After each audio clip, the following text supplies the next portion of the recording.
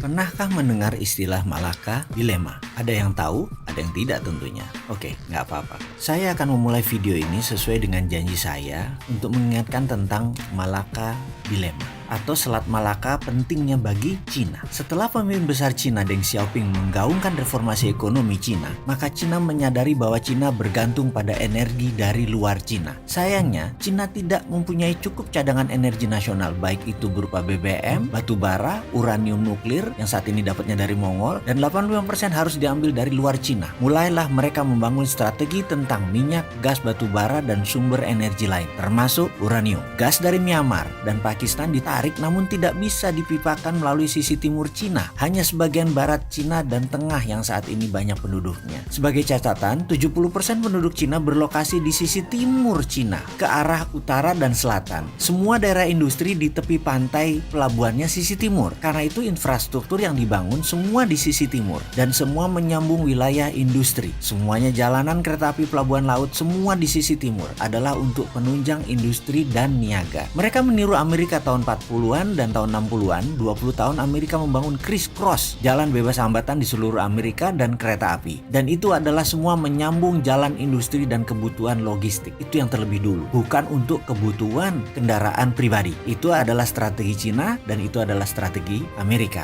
Cina menarik gas dari Pakistan dan Timur Tengah akhirnya harus dibuat dalam bentuk LNG karena jalan laut lebih murah. Selain itu lebih mudah handlingnya. Energi Cina ditarik juga dari Afrika Timur, dari Afrika Tengah dan dari Timur Tengah atau Selat Hormuz. Semua melalui Pakistan, Myanmar, dan terakhir pasti lewat Selat Malaka. Yang berikutnya adalah Cina perlu batu bara dari Indonesia dan dari Australia yang paling besar. Dan batu bara tersebut semuanya lewat Selat Makassar. Strategi obor Cina, One Belt One Road Cina, ada hal yang ditarget kepada negara-negara pemberi energi Cina, yaitu pasti di trap. Ini yang namanya geopolitik Cina. Kita harus kenal sekali yang namanya geopolitik Cina. Apa buktinya Indonesia misalnya di trap? Sebentar, kita lanjut ya. Sisi tahun 2006, Cina sadar betapa pentingnya Selat Malaka, betapa pentingnya Malaysia dan Indonesia. Karena energi, minyak, dan gas merupakan 60% kebutuhan energi Cina. Maka, manuver terhadap Malaysia dengan membangun aliansi penguasa waktu itu dan petinggi UMNO, dulu adalah Najib, dan berusaha Najib adalah di tangan Cina. Cerita itu bukan cerita angin semilir. Kita tahu bahwa setiap pemerintahan, setiap pemilu, negara asing selalu berkepentingan untuk bermain. Sementara di tahun 2006,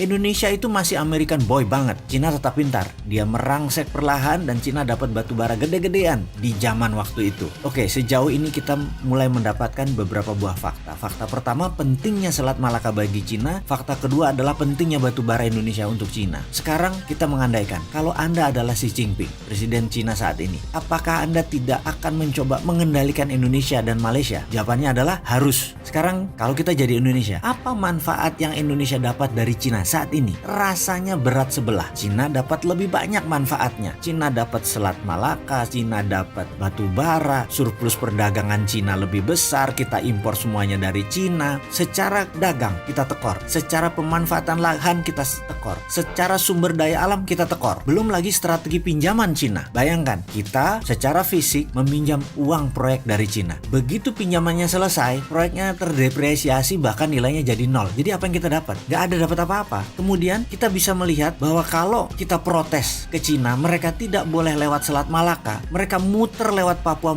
Nugini, itu bisa menambah 7 hari baru kapal dari Selat Hormuz bisa sampai Cina. Ini terlihat naif, terlihat kayak anak kecil. Tutup Selat Malaka, terlihat kayak anak kecil. Bayangin, kalau Selat Malaka ditutup kan bisa lewat Malaysia gitu ya. Gak apa-apa, silahkan. Tapi yang terdalam lautnya tetap aja sisi Indonesia. Atau gini deh, apa yang terjadi kalau Indonesia dan Malaysia kompak menjepit Cina? Nah ini menarik, ada kata-kata kalau Indonesia dan Malaysia kompak. Jadi kalau Anda Cina, jangan bikin Malaysia dan Indonesia kompak, ciptakan konflik terus-menerus dan gampang itu. Lalu ada timbul pertanyaan, jadi konflik itu diciptakan? Jawabannya, ya iyalah. Kalau Anda pernah belajar di Lemhanas, apalagi pernah ikut Sesko TNI Polri, itu pelajaran dasar. Tapi bentar, ada LSM yang sudah diinfiltrasi dengan pemahaman barat bahwa TNI Polri itu pelanggar HAM. Ini sekali lagi, LSM itu dimainkan untuk memperlemah pertahanan dan keamanan nasional. Dan hebatnya lagi, mereka itu orang Indonesia yang nggak sadar bahwa mereka itu pion strategi dari ideological warfare negara asing. Semua demi kepentingan. Disinilah peran pertahanan dan keamanan nasional penting untuk diutamakan sebelum membuat kebijakan nasional. Jangan sampai Kementerian Perdagangan jangan yang di depan, biar jadi raja impor lah kita. Kemudian dari sisi geopolitik, semakin mengerti bagaimana peran Indonesia di mata Cina, semakin mengerti apa kebutuhan Cina akan energi, semakin paham Cina dengan obornya yang mengendalikan 2/3 dunia itu niatnya apa. Sekarang sisi Amerika, butuh tahu paham lebih jauhkah tentang Amerika atau kita bedah Cina lebih detail?